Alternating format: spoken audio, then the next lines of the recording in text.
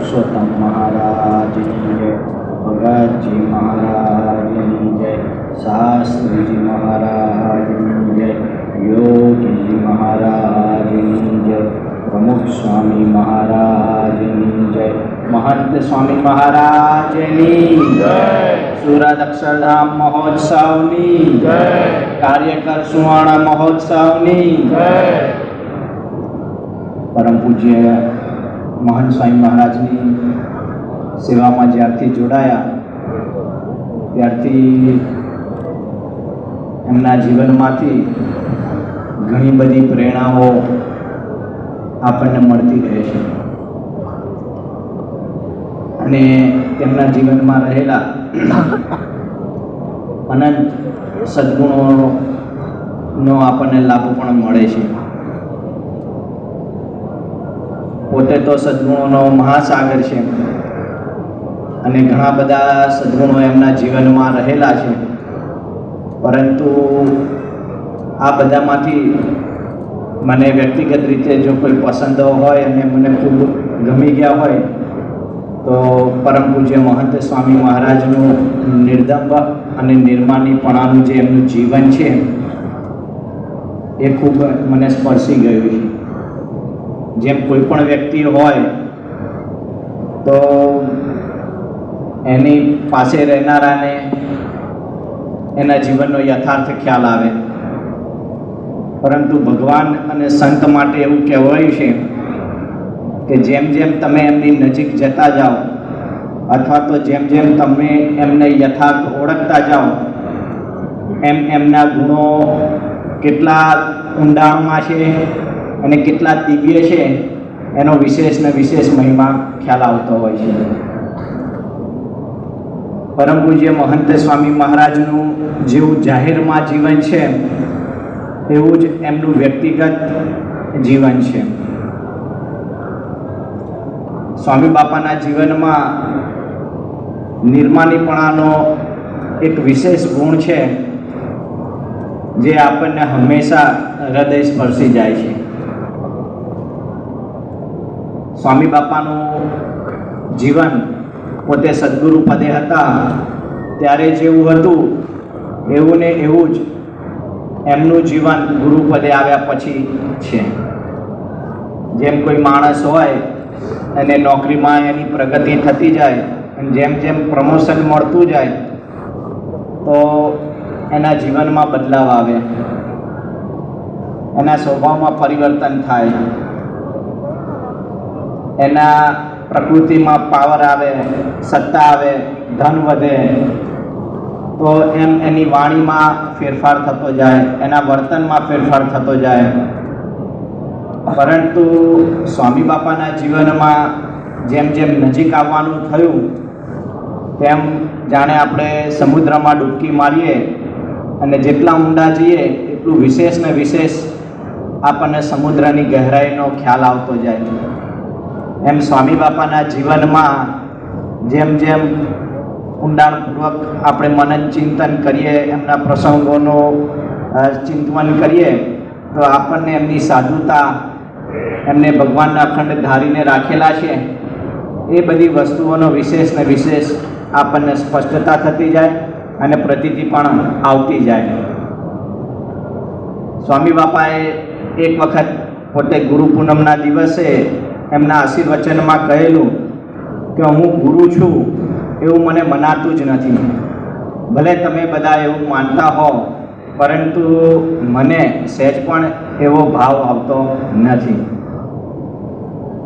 આમ આપણે જોવા જઈએ તો કોઈ બી માણસ હોય તો એને થોડીક પણ સત્તા પ્રાપ્ત થાય કે એવું થાય તો એને આ સહેજે સહેજે સાહજિક રીતે એને આ બધું મનાતું જાય, પરંતુ સ્વામી બાપા ગુરુ પદે આવ્યા એને એનો પહેલો જ દિવસ હતો અને સ્વામી બાપા સભામાં પધાર્યા ત્યારે આગળના દિવસોમાં સ્ટેજ ઉપર મુખ્ય સ્થાને ઉપમંચ ઉપર આવી રીતે પ્રમુખ સ્વામી મહારાજની મૂર્તિ મૂકેલી હતી અને સ્વામી બાપા જનરલી જેમ સદગુરુ સંતો બેસતા હોય એવી રીતે સાઈડમાં સોફા ઉપર બેસતા હતા, પરંતુ આજે ગુરુ પદે આવ્યા પછી સંતોએ મુખ્ય સ્થાનમાં પરમ પૂજ્ય મહંત સ્વામી મહારાજના આસનનું ગોઠવણ કરેલી હવે જ્યારે સ્વામી બાપા પોતે ગુરુપદે આવ્યા, શું કે સભામાં પ્રવેશ કર્યો, ત્યારે એમને આ બધી વાતની કોઈ જાણ જ નહોતી. અને તો આવી અને સીધા જ્યાં રોજ બેસતા હતા ત્યાં જ પોતે બેસવા માટે ગયા. ત્યારે મેં સ્વામી બાપાને વિનંતી કરી અને પ્રાર્થના કરી કે બાપા, હવે આપ ગુરુપદે આવ્યા છો તો આપનું આસન સભાના મધ્ય સ્થાને રાખેલું છે. ત્યારે સ્વામીને તો ખ્યાલ આવ્યો અને પછી સ્વામી વિનંતીને માન્ય રાખી અને ત્યાં વિરાજમાન થયા. પરંતુ એમના અંતરમાં અથવા તો એમના મનમાં આવો ક્યારેય કોઈ પણ પ્રકારે આવો કોઈ ભાવ હતો જ નહીં કે હવે હું ગુરુ થયો ત્યારે મારે મધ્ય સ્થાને બેસવાનું હોય, ઊંચા આસને બેસવાનું હોય, એવું કોઈ દિવસ એમના મનમાં ક્યારેય થયું નથી. એક પ્રસંગે એક ધર્મગુરુ આવેલા અને એમને એવો આગ્રહ રાખેલો કે મારું સ્થાન મહંત સ્વામી મહારાજ કરતાં ઊંચું જ હોવું જોઈએ અને મહંત સ્વામી આવે પછી જ હું સભામાં આવીશ, એ પહેલાં નહીં આવું. એટલે વ્યવસ્થાપક સંતોએ ઘણી વિનંતી કરી કે સ્વામી બાપાની ઉંમર છે અને એમને મોડું વહેલું થાય અને કદાચ મોડા પણ આવે તો આપ સભામાં સ્થાન ગ્રહણ કરી લો તો સારું. પરંતુ એ પોતે જ ના આવે. એમને તો એમનો આગ્રહ રાખ્યો કે જ્યારે મહંત સ્વામી મહારાજ આવશે પછી જ હું આવીશ. અને ખરેખર થયું પણ એવું કે સ્વામી બાપા જ્યારે પધાર્યા સભામાં નીચા આસન ઉપર પોતે વિરાજમાન થયા અને ત્યારબાદ એ ગુરુ પોતે આવ્યા અને દબદબાપૂર્વક એમની શું કહેવાય પધરામણી થઈ અને આપણી જ સભામાં ઊંચા સ્થાન ઉપર પોતે વિરાજ્યા. અને બધું પૂરું થઈ ગયું. બાપા પગે લાગ્યા, જય સ્વામિનારાયણ કર્યા, સંતોને પણ આજ્ઞા કરી કે બધાએ દંડવત કરવા. આ તે બધું પૂરું થયું. પછી જ્યારે બાપા રૂમમાં આવ્યા ત્યારે કોઈ પણ હરિભક્ત અથવા તો સંતો હોય તો એનાથી આ સહન ન થાય. એટલે એમ બધાના સંતોના મનમાં પણ આવું રહ્યા કરતું કે આવા પ્રોગ્રામમાં તો આપણે જવાય જ નહીં અને આવું બાપાનું અપમાન થાય અને આવું બધું તો ન થવું જોઈએ. એટલે બધાના અંતરમાં સહેજે સહેજે આવું રહ્યા કરતું હતું. એટલે આ બધી વિગત બાપાને વાત કરી કે બાપા આજે તો બરોબર થયું નહીં. બાપાને તો જાણે કંઈ ખબર જ નથી અથવા તો એમના મનમાં કંઈ આ વસ્તુનો કંઈક શું કે ઉલ્લેખ જ અથવા તો નોંધ જ ન થઈ હોય એવી રીતે સહેજે પૂછ્યું કે કેમ શું થયું. એટલે પછી થોડી વિસ્તારથી વાત કરી કે આજે તો આવું થયું કે આપ આવવાના હતા પણ આ ગુરુએ આવી રીતે બધો આગ્રહ રાખ્યો અને આપનું સ્થાન નીચે કરાવડાવ્યું અને એમનું સ્થાન ઊંચું કરાવડાવ્યું. આપ સભામાં આવ્યા પછી એ પોતે આવ્યા અને આ બધી વાત થઈ. તો બાપા કે એમાં શું વાંધો છે કે આપણને તો એમનો દર્શનનો લાભ મળ્યો ને. એટલે સ્વામીના મનમાં ક્યારેય એવું કાંઈ છે જ નહીં, કોઈનો અભાવ ગુણ નહીં અથવા તો કોઈ પ્રત્યે રાગ દ્વેષ નહીં અથવા તો અમને આવું વર્તન કર્યું તો એમના પ્રત્યે આંટી પડી જવી એવું ક્યારેય કોઈ પ્રકારે એમના જીવનમાં જોવા મળ્યું નથી. કારણ કે પોતે અંતરથી એવું માને છે. આ તો પહેલાં તો ગુરુપદે હતા પરંતુ સ્વામી બાપા તો આપણા હરિભક્તોના પણ દાસના દાસ થઈ અને પોતે રહે છે. રોજ સવારે બાપા બધાને પૂજા પછી જય સ્વામિનારાયણ કરે તે એક વખત સેવક સંતોએ પૂછ્યું કે બાપા આટલી બધી વાર કેમ લાગે છે, આપ શું વિચાર કરતા હોવ છો? તો બાપા કે હું દરેકે દરેક હરિભક્તને આંખથી મળું છું અને એ દિવ્ય છે અને હું એનો દાસ છું એવી રીતે વિચાર કરું છું. એટલે બાપા દરેકે દરેક હરિભક્તને મળે ને ત્યારે મનમાં એમને સતત આ જ રટના હોય કે આ હરિભક્ત દિવ્ય છે અને એનો હું દાસ છું. પછી બીજા હરિભક્ત તરફ જ્યારે દ્રષ્ટિ કરે ત્યારે હું એનો દાસ છું અને દિવ્ય છે. આવી રીતે દરેક હરિભક્તની મહિમા સમજી અને બાપા એના દર્શન કરતા હોય. મસાઈ મારામાં બાપા આરામમાં હતા અને જાગ્યા આરામમાંથી અને તરત જ સહેજે કોઈ પણ પ્રકારની કોઈ વાતનો આગળ પાછળનો કોઈ કોન્ટેક્ટ હતો નહીં છતાં બાપા બોલ્યા કે દાસનો દાસ સાધુ કેશવ જીવન દાસ. બાપાને સ્વપ્ન પણ આ જ પ્રકારના આવે. અમદાવાદમાં એક વખત બાપાએ વાત કરેલી કે આ બધા જ હરિભક્તો હતા અને મેં બધાને છે ને દંડવત કર્યા. આણંદમાં બાપાએ એક વખત વાત કરી કે તમે બધા સેવક સંતો છે ને આવી રીતે લાઈનમાં બધા ઊભા રહ્યા હતા અને પછી મેં થોડા કડક થઈને કીધું કે કોઈએ હલવાનું નથી. એટલે તમે બધા કે ગભરાઈ ગયા અને બે હાથ જોડીને આવી રીતે આમ ઊભા રહી ગયા અને મેં જોયું કે તમે બધા ગભરાઈ ગયા છો એટલે મેં દંડવત ખેંચી લીધા અને એમાં કે આ 2 જણા એટલે પૂજ્ય ઉત્તમ યોગી સ્વામી અને પૂજ્ય સંત ચૈ સ્વામી આ કે 2 ટેટા જેવા છે ને એ મને કે રોકવા માટે આવ્યા અને કે દંડવત ના કરો. એટલે મેં થોડા ઊંચા અવાજે કીધું કે કોઈએ નજીક આવવાનું નથી. એટલે 2 જણા કે ગભરાઈ ગયા અને કે ઊભા રહી ગયા ત્યાં અને મેં તમને બધાને દંડવત કરી લીધા. તો સ્વામી બાપાના સ્વપ્નમાં પણ સતત આ જ ભાવ આપણને જોવા મળે કે સેવકો હોય, હરિભક્તો હોય, દરેકના દાસ થઈને પોતે વર્તે છે.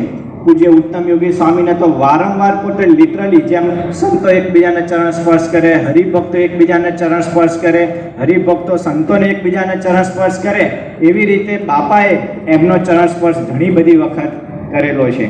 તેમના મનમાં એવું કાંઈ છે જ નહીં કે આ તો હમણાં આવેલા સાધુ છે ને હમણાં નવી નવી દીક્ષા લીધી છે અને એમના આધ્યાત્મિક માર્ગે શું ખબર પડે, હું તો આ સંસ્થાનો ગુરુ છું, એવી કોઈ જ ભાવના એમના અંતરમાં છે જ નહીં. હંમેશા પોતે પોતાને દાસ માને છે, દાસના પણ દાસ માને છે અને પોતે એવી રીતે વર્ત્યા છે.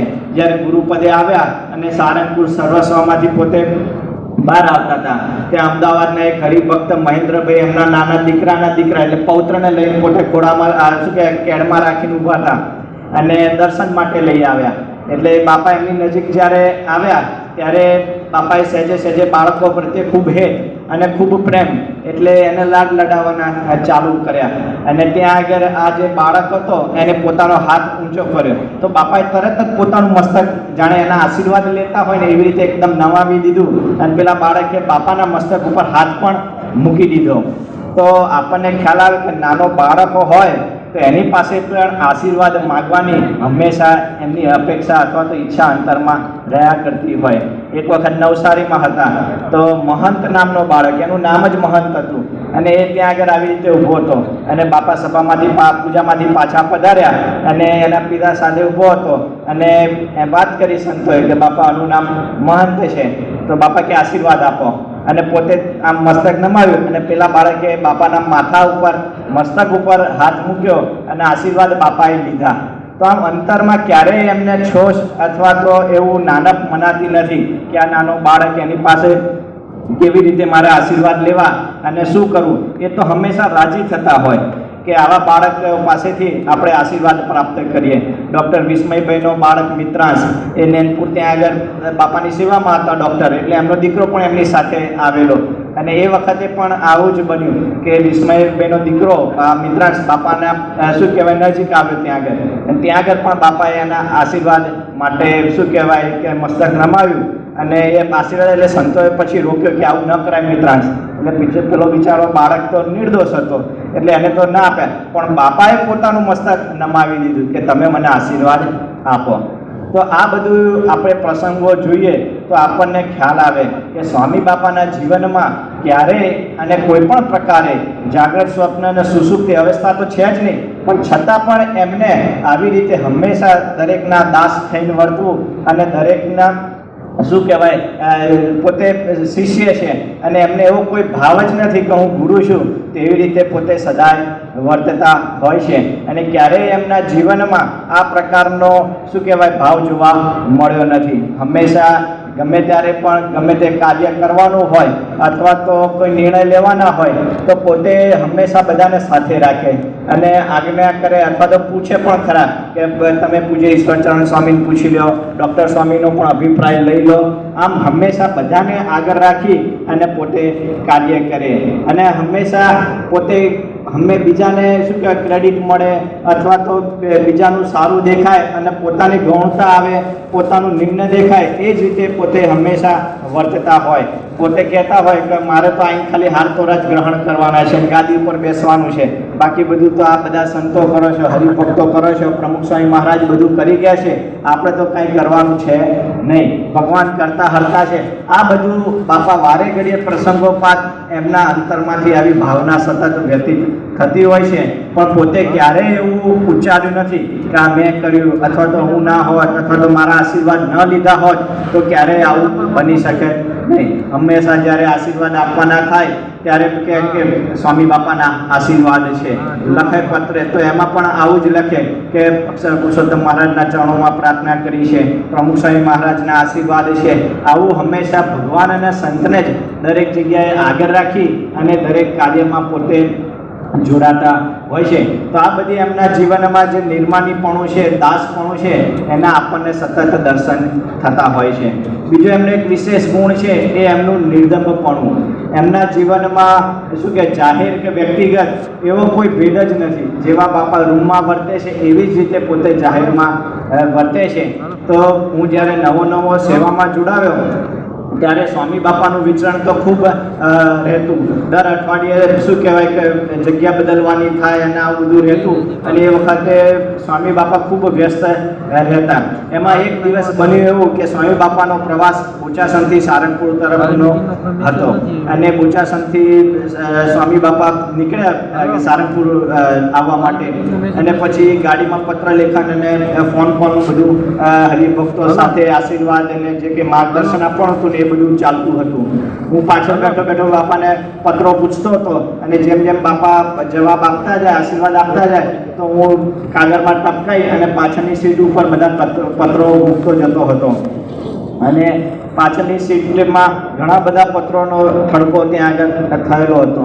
અને વચ્ચે વચ્ચે ફોન કોલ પણ આવતા જાય તો જેમાં હરિભક્ત અને બાપાની ઈચ્છા રહ્યા કરે આશીર્વાદ એના ફોન કોલ પણ બાપા એટેન્ડ કરતા હતા. હવે આ બધી સમગ્ર પ્રક્રિયા દરમિયાન એક હરિભક્તનો પરદેશથી ફોન આવ્યો અને જાણીતા હરિભક્ત હતા. એટલે એમને સહેજે જેમ વાતચીતમાં ઔપચારિક બધી વાતો થતી હોય કે કેમ છે બાપાની તબિયત, સારું છે, કેવી રીતે છે, એમાં એક પ્રશ્ન એમને એવું પૂછ્યો કે ક્યાં છો તમે? એટલે મેં તો સહેજે કહી દીધું કે ભાઈ સારંગપુર છીએ.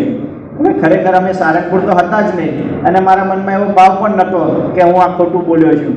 અને પછી સ્વામી બાપાને ફોન આપ્યો એટલે એમના જે કંઈ પ્રશ્નો હતા એ બધા સ્વામી બાપા આગળ રજૂઆત કર્યા અને પછી છેલ્લે જય સ્વામિનારાયણ કરી અને પછી એમને બાપા જોડે આશીર્વાદ માગ્યા. અને જે પ્રશ્ન મને પૂછ્યો હતો ને એ જ પ્રશ્ન બાપાને પણ એમને પૂછ્યો કે બાપા અત્યારે ક્યાં છો? તો બાપાએ કીધું કે અમે બોચાસણથી નીકળ્યા અને તારાપુરની આજુબાજુ પહોંચ્યા છીએ. હવે પ્રસંગ તો એકદમ સામાન્ય છે અને વાતમાં આ બધું પસારે થઈ ગયું, પણ ભગવાનની કૃપાથી મને લાઈટ થઈ અને મને અંતરદ્રષ્ટિ થઈ કે આ કેવા પુરુષ છે કે એ જ પ્રશ્ન જ્યારે મને પૂછ્યો ત્યારે મેં એમને જવાબ આપ્યો કે સારંગપુર છું. અને જ્યારે એ જ પ્રશ્ન બાપાને પૂછ્યો તો બાપાએ કીધું કે અમે બોચાસણથી નીકળ્યા છીએ અને તારાપુરની આજુબાજુ પહોંચ્યા છીએ.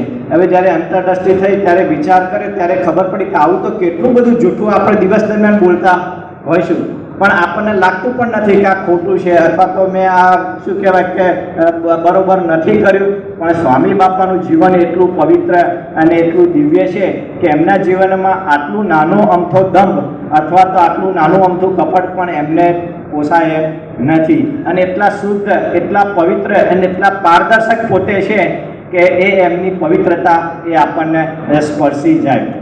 બીજા એક પ્રસંગે જ્યારે બાપા હોંગકોંગમાં વિરાજમાન હતા ત્યારે એક ગુણભાવી હરિભક્તના ત્યાં સ્વામી બાપાનો ઉતારો હતો. એટલે સેવક સંતોને બધાને આમ થોડુંક મનમાં થયું કે બાપા વોકિંગ કરે છે તો ટ્રેડમિલ એવી રીતે ગોઠવી કે જેથી આજુબાજુનું બધું જે બિલ્ડિંગોનું દ્રશ્ય છે એ બાપાની દ્રષ્ટિ પડે અને બધાને સત્સંગ થાય અને મજા આવે, થોડુંક વાતાવરણ અલગ હોય તો વોકિંગ કરવાનું.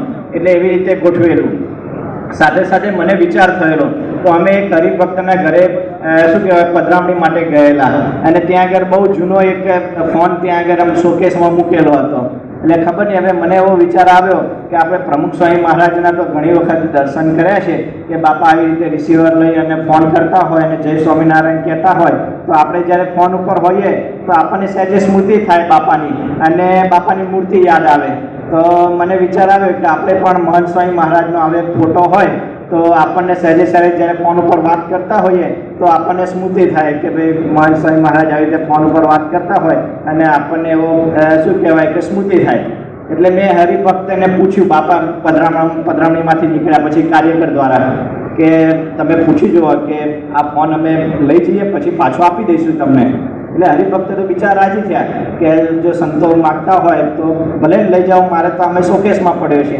એટલે હરિભક્તે ફોન આપી દીધો અને હું ત્યાં લાઈન બાપાના રૂમમાં મૂકી રાખેલો અને ઘણા દિવસોથી પ્રયત્ન કરતો હતો કે બાપાનો એક સરસ ફોટો પડી જાય. હવે આજે થોડોક સમય હતો, બાપા વોકિંગ કરતા હોય તો વચ્ચે થોડોક 1-2 મિનિટનો બાપા રેસ્ટ લે. તો એ દિવસે બાપા રેસ્ટ લેતા હતા અને ડૉક્ટરો બધા ફ્રી હતા, સામે ઊભા હતા, સેવક સંતો પણ બધા દર્શન કરતા હતા. તો મને વિચાર આવ્યો કે આપણે પેલો ફોન લાવ્યા છે ને એ લઈ આવીએ અને અત્યારે ફોટો પાડી દઈએ. એટલે હું બાપા જોડે લઈને આવ્યો. હવે મને આગળના બાપાના શું કહેવાય જોડે રહેલો એટલે બાપાનો અનુભવ કે આપણે બાપા સીધો કહીશું કે બાપા આવો ફોટો પડાવો છે તો બાપા કંઈ માનશે નહીં અને કંઈ આપણને આવો પોઝ પણ નહીં આપે. એટલે પછી મેં યુક્તિ પ્રયુક્તિ કરી. એટલે બાપા આગળ ફોન લાઈન મૂક્યો અને પછી બાપાને કીધું કે બાપા આપ ભગવાન જોડે વાત કરો. એટલે સોરી મેં એમ કીધું કે બાપા આપ વાત કરો આમાંથી. એટલે જેવો બાપા ઉઠાવે તરત ફોટો પાડતો વાર ના લાગે, 1-2 સેકન્ડમાં તો ક્લિક થઈ જાય. એટલે બાપા પણ એકદમ ચકોર અને હોશિયાર હતા. એમને ખબર હતી કે આનો કેબલ તો ક્યાંય જોડેલો છે નહીં. એટલે બાપાએ મને કીધું આનું તો કનેક્શન ક્યાંય છે નહીં. એટલે હું થોડો મૂંઝવણમાં પડ્યો કે હવે શું જવાબ આપો. એટલે પછી મેં કીધું બાપા ભગવાન જોડે વાત કરો. હવે ભગવાન જોડે વાત કરવામાં તો કંઈ કનેક્શનની કંઈ જરૂર છે નહીં. એટલે પછી બાપા અમને બધાને રાજી કરવા માટે ફોન લીધો તો ખરો અને પછી પોતાના કાન આગળ પોતે રાખ્યો અને પછી કીધું કે જય સ્વામિનારાયણ મહારાજ, આપણે ડિસ્ટર્બ નહોતા કરવા પણ આ બધા મુક્તોની ઈચ્છા હતી એટલે ફોન કર્યો છે. જય સ્વામિનારાયણ એમ કહીને બાપાએ પાછો મૂકી દીધો. એટલે આ બધું તો થયું. પછી બાપાએ વાત કરી, જે અગત્યની વાત છે એ આ છે. ત્યારે બાપાએ વાત કરી કે આપણે આવી બધી કોપી કરવી નહીં, આવો દંભ ખોટો ન કરો, આ તો તમે બધા રાજી થાઓ એટલે આ કરતો. બાપાના અંતરમાં સતત એવી ઈચ્છા રહ્યા કરતી હોય છે કે ભાઈ આપણે કોઈ દિવસે દંભ ન કરવો, કોઈ દિવસે આવું કે જેમ પ્રમુખ સ્વામી મહારાજે કર્યું એવું આપણે કરી અને એમના સરખા થઈ જવું અથવા તો એમના જેવો પ્રભાવ પાડી દેવો, એમના જેવું બોલવું અને કોપી કરવી એવું કોઈ દિવસે એમના અંતરમાં છે નહીં. એમના અંતરમાં તો સદાય એવું રહ્યા કરે કે ભગવાન અને આ બધા જે ભગવાનના ભક્તો છે એ બધા કેવી રીતે રાજી થાય, એમને સતત શું કહેવાય કે રાજી કરી અને રાજી રાખી શકું એવી અંતરમાં એમને સદાય ભાવના રહ્યા કરતી હોય છે. આવા તો ઘણા પ્રસંગો એમના જીવનમાં સતત પડે બનતા હોય છે કે જેમાંથી આપણને સ્વામી બાપાની નિર્માણિતા, સ્વામી બાપાનું નિર્દંભપણું આ આપણને સ્પર્શે. પણ જેમ અગાઉ વાત કરી એમ કે સ્વામી બાપાનું જીવન તો અગાધ સમુદ્ર જેવું છે. જેમ એમના જીવન ચરિત્રમાં અથવા તો એમના જીવનના પ્રસંગોમાં ઊંડા ઉતરતા જઈએ, વિચાર કરીએ તેમ આપણને સ્વામી બાપાની સાધુતા, એમના દિવ્ય ગુણો, એમને ભગવાનના અખંડ ધારીને રાખ્યા છે એ બધી વાતની સ્પષ્ટતા થતી જાય અને એની પ્રતીતિ પણ આવતી જાય. તો આજના શુભ દિવસે એમના શ્રી ચરણોમાં પ્રાર્થના કરીએ કે આપણામાં જે બધા દિવ્ય ગુણો છે એ પણ અમારામાં આવે